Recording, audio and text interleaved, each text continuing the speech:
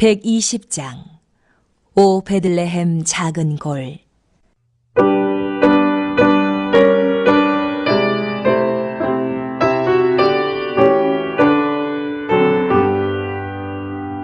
오 베들레헴 작은 골, 너 잠들었느냐? 별들만 높이 빛나고 잠잠히 있으니 저 놀라운 빛 지금 캄캄하리 밤에 온 하늘 도로 비춘 줄 어찌 모르나. 온 세상 모든 사람들 잠자는 동안에 평화의 왕이 세상에 탄생하셨도다. 저 새벽별이 홀로 그 일을 아는 듯 밤새껏 귀한 그 일을 말없이 지켰네.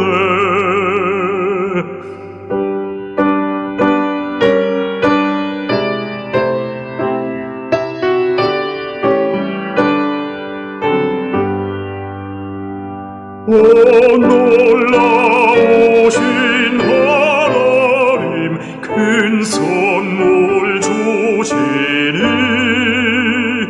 주 믿는 사람 마음에 큰 은혜 받도다. 이 죄악 세상 사람 조심 모르나. 주 영접하는 사람들 그 맘에 오시네. 오 베들레헴 예수님, 내 맘에 오셔서 내 죄를 모두 사하고 늘 함께 하소서. 저 천사들의 소식 나 기뻐 들으니 오 임마누엘 예수님, 내 맘에 오소서.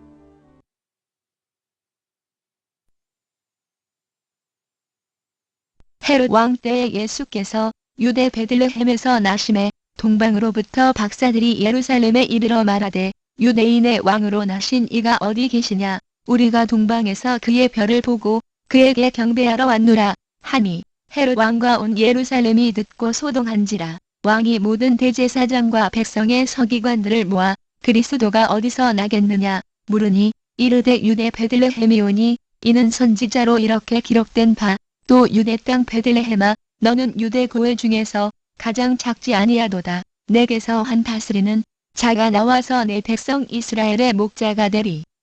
라 하였음이니이다. 이에 헤롯이 가만히 박사들을 불러 별이 나타난 때를 자세히 묻고 베들레헴으로 보내며 이르되 가서 아기에 대하여 자세히 알아보고 찾거든 내게 고하여 나도 가서 그에게 경배하게 하라. 박사들이 왕의 말을 듣고 갈새 동방에서 보던 그 별이 문득 앞서 인도하여 가다가 아기 있는 곳 위에 머물러 서 있는지라. 그들이 별을 보고 매우 크게 기뻐하더라. 집에 들어가 아기와 그의 어머니 마리아가 함께 있는 것을 보고 엎드려 아기께 경배하고 보배압을 열어 황금과 유향과 물약을 예물로 드리니라. 그들은 꿈에 헤롯에게로 돌아가지 말라 지시하심을 받아 다른 길로 고국에 돌아가니라.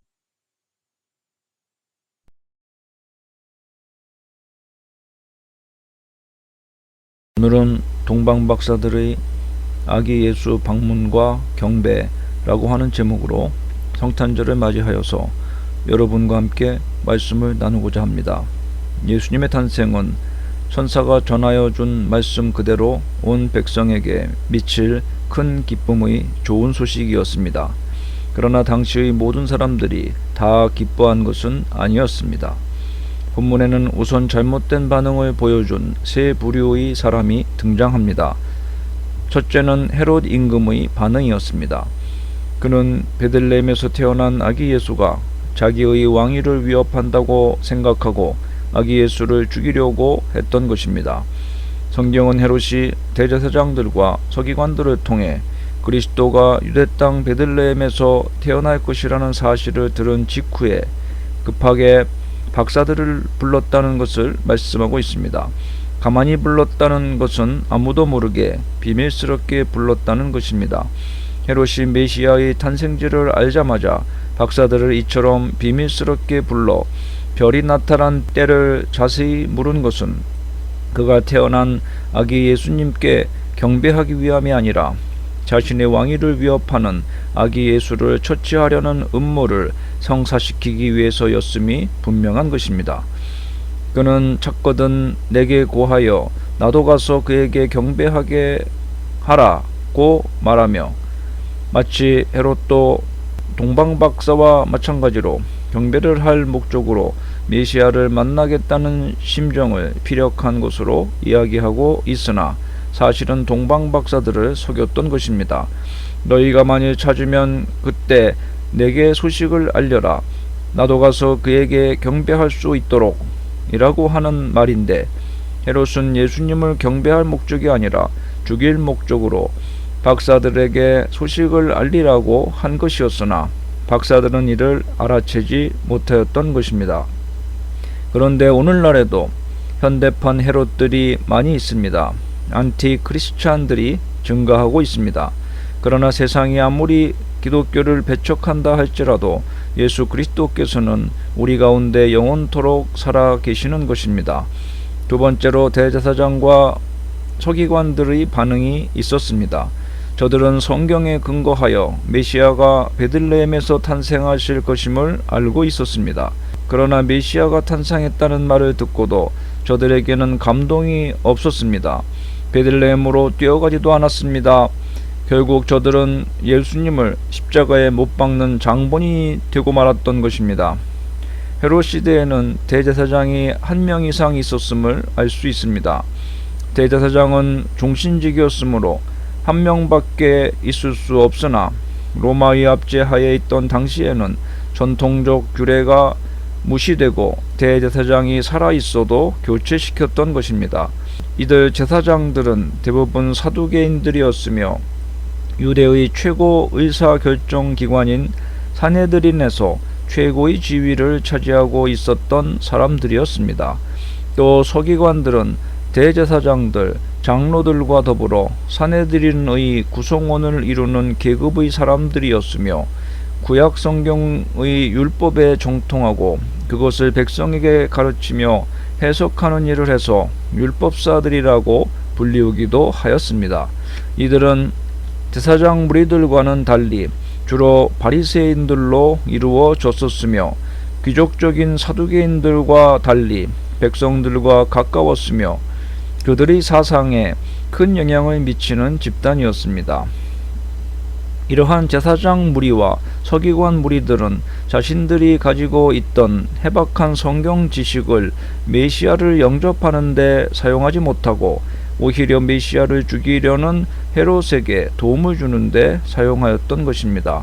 이때뿐만 아니라 이 이후에도 이들은 자신들의 기득권을 유지하기 위해서 예수 그리스도를 적대시하는 면에 있어서만큼은 서로가 계속 일치되는 면을 보였습니다. 오늘 우리도 한번 우리 자신을 반성해 보아야 할 것입니다. 우리는 아기 예수의 탄생을 축하하기 위해서 성탄절을 맞이하였습니다. 그런데 과연 우리의 마음속에 기쁨과 감사와 감격이 있습니까? 그렇지 않으면 그저 습관적이고 형식적으로 성탄절을 지키는 것은 아니겠습니까? 우리 스스로 깊이 반성해보는 시간이 되어야 할 것입니다. 세 번째로 예루살렘 시민들의 반응이 있었습니다. 그들은 아기 예수님이 탄생하신 의미를 제대로 모른 채 소동을 벌였습니다.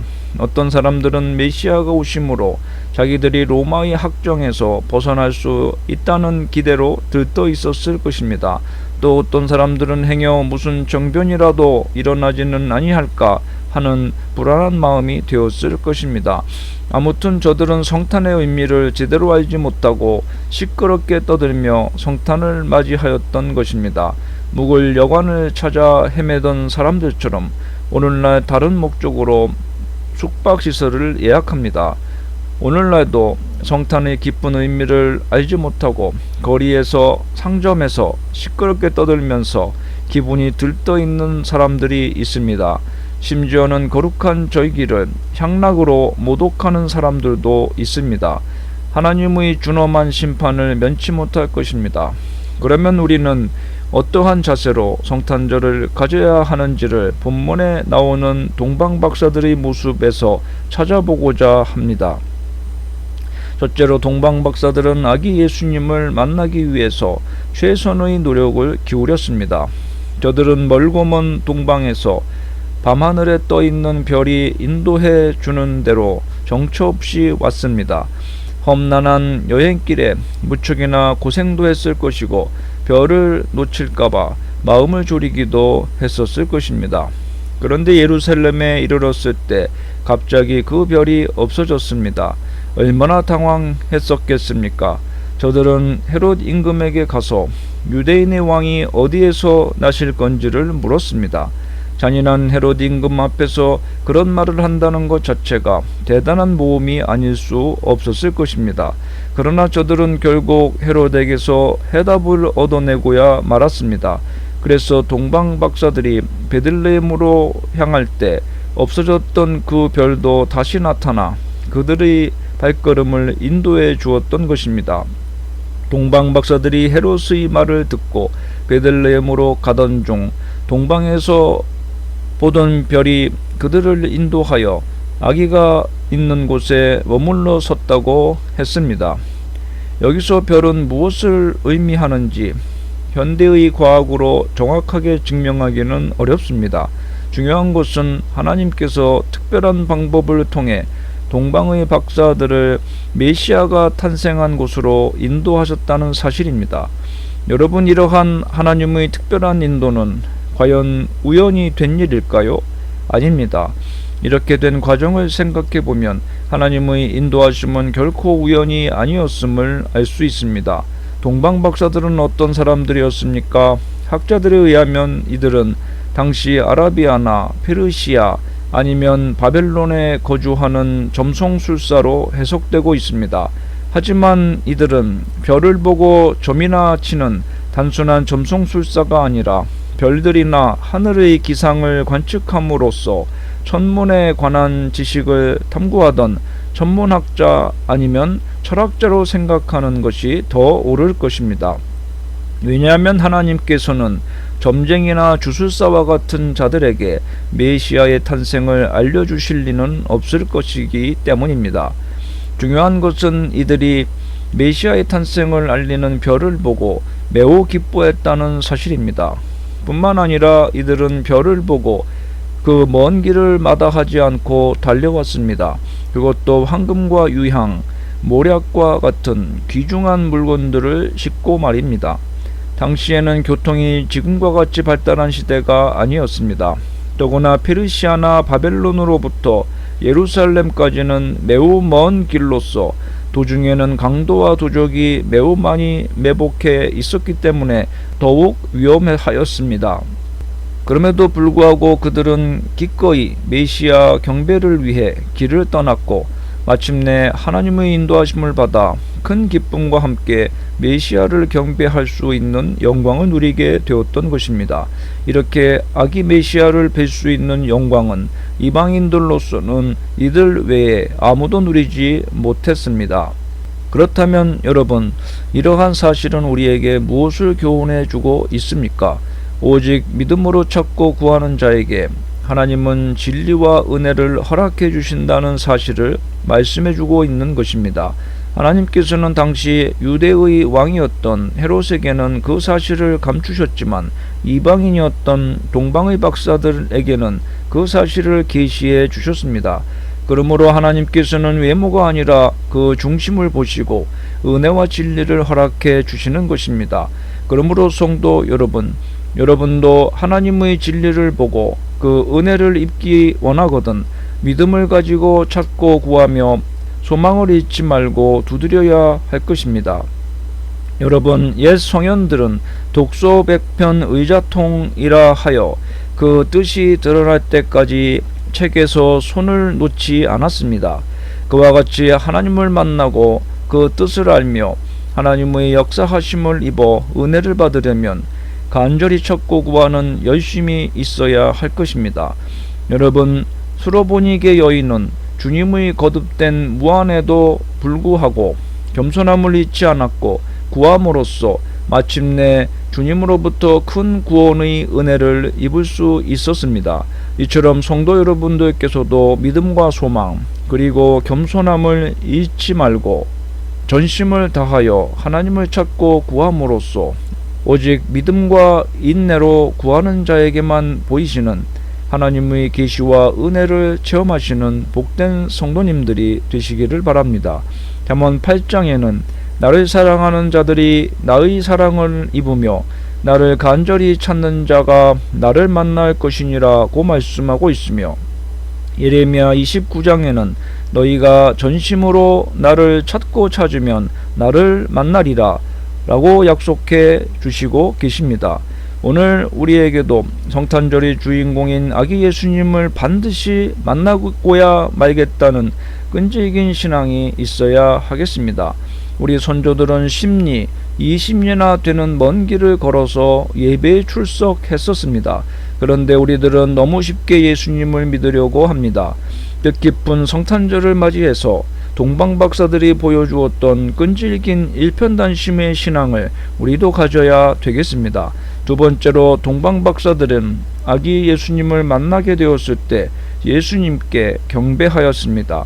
동방박사들은 아기와 그 모친 마리아가 함께 있는 것을 보고 아기 예수님께 엎드려 경배하였습니다. 마리아에게 경배한 것이 아닙니다. 성탄의 주인공은 아기 예수님 외에는 그 누구도 될 수가 없는 것입니다. 동방박사들이 별을 보고 가장 크게 기뻐하고 기뻐하였습니다. 이러한 동방박사들의 기쁨은 어둠에 있던 자가 빛을 발견했을 때의 기쁨이자 미로를 헤매던 자가 정로를 찾았을 때의 기쁨과 비슷한 것입니다. 유대인의 왕이자 인류를 죄에서 구속하실 메시아를 찾게 된 데 대하여 가슴으로부터 우러나오는 충만하고도 넘치는 기쁨이었던 것입니다. 우리의 성도들도 오늘날 예수 그리스도를 만난 사실을 이처럼 크게 기뻐하고 즐거워해야 할 것입니다. 우리는 세상을 살아가면서 슬픈 일도 만나지만 기쁜 일도 만나게 됩니다. 그러나 그처럼 세상에서 얻는 기쁨은 매우 순간적이어서 곧 사라지게 마련입니다. 그러나 우리가 예수 그리스도를 만난 사실은 기쁨 중의 기쁨이며 영원히 사라지지 않을 기쁨입니다. 왜냐하면 예수 그리스도와의 만남은 생명의 만남이요 구원의 만남이요 복의 근원과의 만남이기 때문이며 하나님께서 우리와 늘 함께 하시는 임마누엘의 만남으로 우리의 삶 속에서 그로 인한 기쁨이 영원히 지속되게 하는 만남이기 때문입니다. 성도 여러분, 여러분은 진정 삶 속에서 가장 큰 기쁨이 항상 샘솟는 삶을 살고 있습니까? 정령 예수 그리스도로 말미암아 언제 어떠한 상황 속에서도 항상 기뻐하는 삶을 살고 있으십니까? 만일 우리 삶 속에 가장 큰 기쁨, 세상 사람들이 누리지 못하는 그 기쁨이 없다면, 또 항상 흘러넘치는 기쁨이 없다면 그것은 우리가 진정 예수를 만나지 못했음을 드러내는 것입니다. 예수를 만난 사람은 그 삶의 기쁨이 넘치지 않을 수 없습니다. 왜냐하면 예수 그리스도께서 우리와 함께 하시며 생명과 구원과 복으로 우리를 기쁘게 하시기 때문입니다. 그러므로 성도 여러분, 여러분이 진정 그리스도를 만났다면 항상 기뻐하시기 바랍니다. 생각해 보십시오. 영원히 죽을 우리가 구원을 얻고 생명을 얻었는데 이보다 더 기쁜 일이 어디 있겠습니까? 또 만왕의 왕이신 주님께서 우리의 삶을 책임져 주시는데 무엇이 근심이 되겠습니까? 우리가 정령 그리스도를 만난 그리스도인이라면 항상 가장 크게 기뻐하는 삶을 사는 것은 너무나도 당연한 일일 것입니다.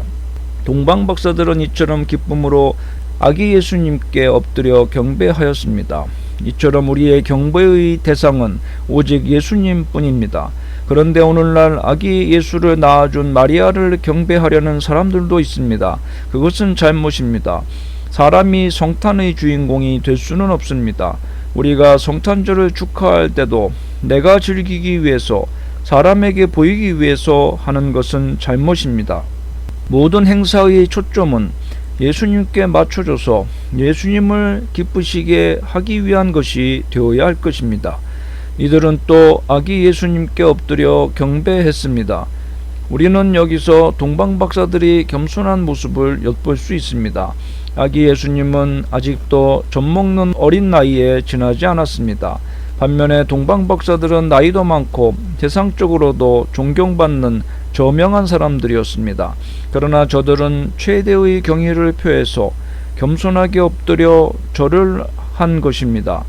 오늘 우리에게도 이와 같은 최대의 경의를 표해서 아기 예수님께 경배하려는 자세가 있어야 할 것입니다. 아울러 동방박사들은 보배합을 열었다고 했습니다. 저들은 미리 길을 떠날 때부터 정성스럽게 보배합을 준비했습니다. 황금과 유향과 모략을 예물로 아기 예수님께 바친 것입니다.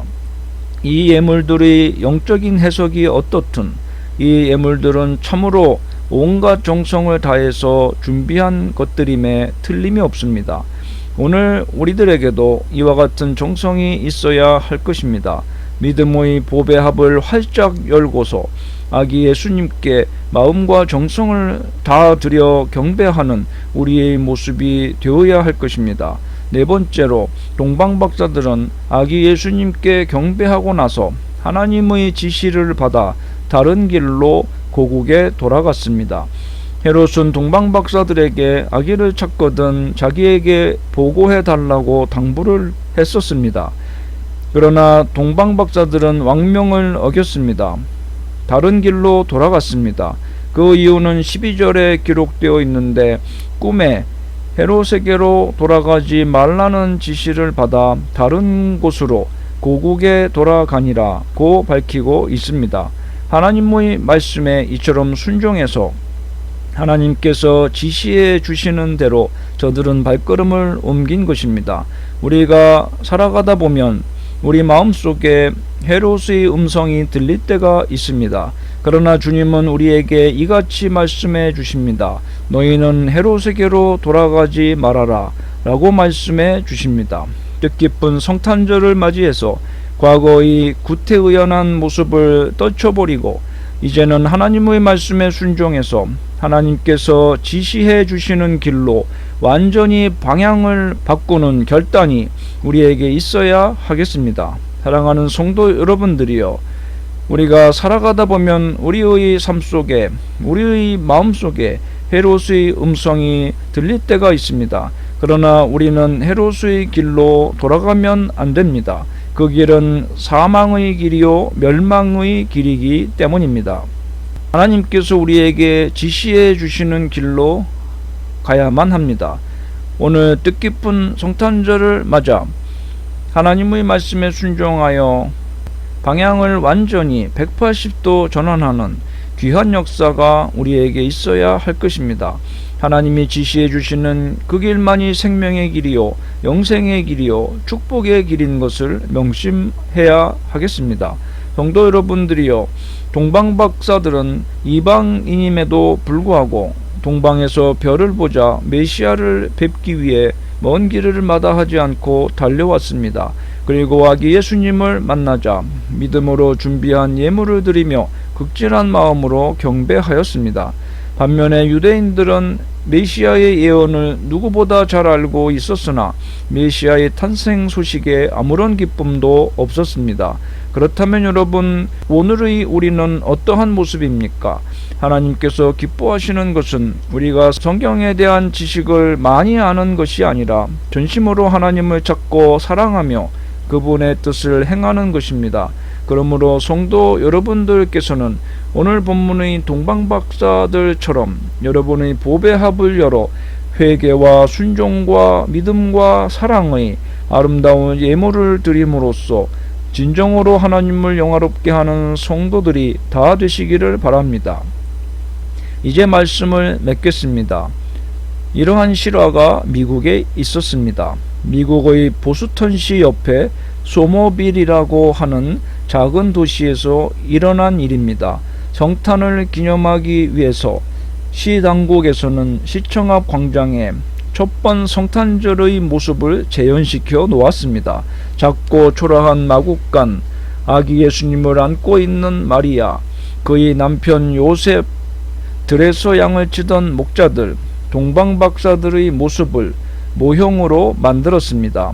첫 번 성탄절의 모습은 작은 도시의 새로운 명물이 되어서 시 당국에서는 성탄절날 성대하고도 다채로운 기념 행사를 가지기로 계획을 세웠었습니다. 그런데 성탄절을 며칠 앞둔 어느 날 밤에 어떤 사람이 장난으로 아기 예수를 훔쳐가 버렸습니다. 마리아, 요셉, 양을 치던 목자들, 동방박사들의 모습은 그대로 남아 있었습니다. 단지 성탄의 주인공인 아기 예수만이 없어진 것입니다. 당황한 시 당국은 신문과 방송을 통해서 계속 그 사실을 알리면서 아기 예수를 제자리에 갖다 놓을 것을 호소했습니다. 그러자 그 장난질한 사람의 마음이 움직였었는지 아기 예수는 성탄절 이전에 다시 자기 자리에 놓여졌습니다. 그러나 이 사건은 모두에게 무언의 귀중한 가르침을 주었습니다. 무슨 교훈이었냐 하면 아무리 성탄절 행사가 다양하게 펼쳐지고 동방박사들의 황금, 유향, 모략의 멋진 선물이 있다 할지라도 정작 성탄의 주인공인 아기 예수님이 안 계신다면 아무런 의미가 없다는 것입니다. 오늘 우리는 뜻깊은 성탄절을 맞이해서 무엇보다도 성탄의 주인공이신 예수 그리스도를 만나야 합니다. 아울러 겸손한 마음으로 정성을 다해서 아기 예수님께 경배해야 할 것입니다. 그리고 이제는 과거의 옛사람을 완전히 벗어버리고 오직 하나님께서 인도해 주시는 그 길, 생명의 길, 축복의 길로 나아가는 우리가 되어야 할 것입니다. 그 옛날 동방박사들이 처음 오신 예수님을 기쁨으로 영접한 것처럼 예수님이 다시 오실 때 우리 모두가 기쁨으로 영접하는 아름다운 모습이 되어야 할 것입니다. 만에 하나라도 그 옛날 예루살렘 시민들처럼 소동을 부리거나 당황해하는 모습이 되어서는 안 될 것입니다. 아기 예수님의 탄생을 축하하는 성도님들의 마음이 그 옛날 우리 예수님이 탄생하신 베들레헴의 말구유가 되시기를 예수님의 이름으로 축원합니다. 기도합시다. 우리의 하늘아버지, 오늘 이렇게 기쁜 주님이 이 세상에 메시아로 오신 주님의 탄생을 기념하는 성탄절을 맞이하여서 예배하게 하심을 감사를 드립니다. 우리가 참으로 기쁨으로 주 예수 그리스도를 나의 왕으로, 나의 주님으로 마음속 중심의 가장 높은 보좌에 모시고 하나님의 말씀에 늘 순종하며 기쁨으로 주님과 영원토록 동행하는 우리의 거룩한 삶이 되게 하여 주시옵소서. 예수님의 이름으로 기도합니다. 아멘.